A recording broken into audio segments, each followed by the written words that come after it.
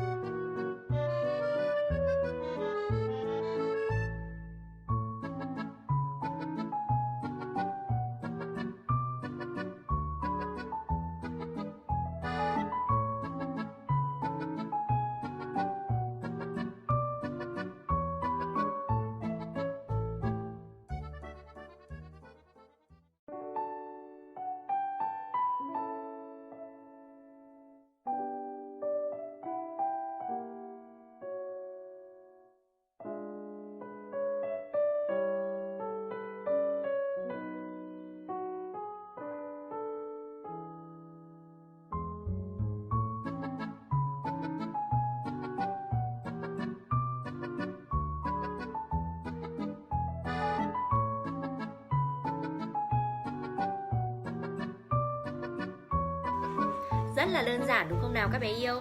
Cô hy vọng rằng tất cả các bé yêu của cô đều có thể thực hiện được nhé. Còn bây giờ cô Thư xin chào và hẹn gặp lại chúng mình trong những video lần sau. Tạm biệt!